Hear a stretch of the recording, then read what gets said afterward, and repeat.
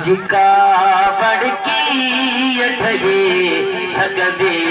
ओ बाज भरिया रब बानन ते ओ बाज भरिया रब बानन ते तुझी का बड़की ठगे सगदे ओ करीम असांजी ही चमड़ी सुभान अल्लाह ओ करीम असांजी चमड़ी हिक छड़े कबिका न सही सगदी ओ बाज भरिया रब बानन ते ओ बाज भरिया रब बानन ते तुझी तो ज़ख़वारी बाह कना हिन बाग पिया हे पनाह गुरी तुझी तो ज़ख़वारी बाग कना हिन बाग पिया हे पनाह गुरी तप केड़ी तरह तुझी तो ज़ख़्मे तप केड़ी तरह तुझी तो ज़ख़्मे इंसान जी ज़ात रही सगदी ओ बाज भरिया रब बानन ते ओ बाज भरिया रब बानन ते ओ सुभान अल्लाह ऐ हाजी गुलाम नबी महसन रब जी रहमत में एक उम्मीद रखी करे हुज रखी करे एक मिसरो लिखियो तो मौला एड़ियूं तस्वीरों ये तैयार करे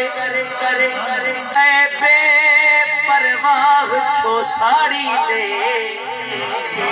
एड़ियूं तस्वीरों ये तैयार करे एड़ियूं तस्वीरों ये तैयार करे ऐ बेपरवाह छो साड़ी दे मुजरिम जे मथा साड़न जी सजा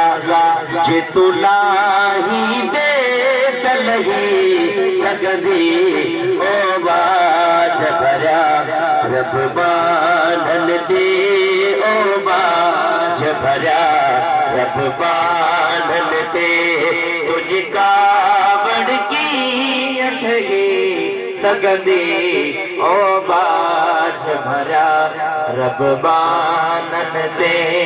हाणे हिन मिसरे ते भले सुभान अल्लाह न चओ मुझा मौला तोड़े पे हजरत बदनाम आया तोड़े पे हजरत बदनाम आया तब तू ही नबी जो गुलाम आया तोड़े पे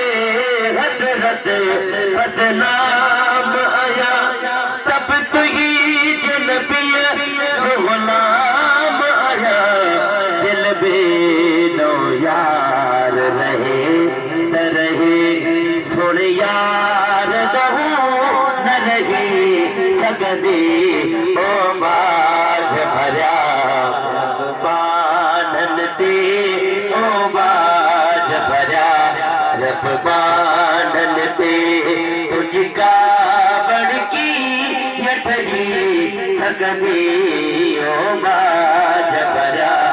रब बानन दे आखो सुभान अल्लाह सुभान अल्लाह यासिर भाई तवज्जो करे सो मिसरे ते हाजी साहब फरमाए मौला जब कयामत अडी होसी असा की कोई अमल न होसी कोई अमल नहीं है वो मंजर लिखे दे कि मौला तू भी हुजी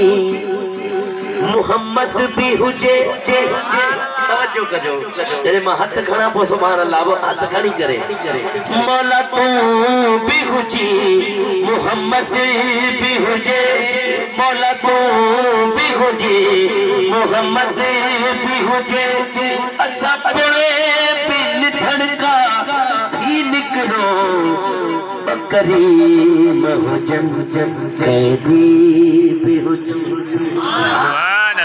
करीम हुजल कैदी भी हुजऊं तोखे गाल बड़ी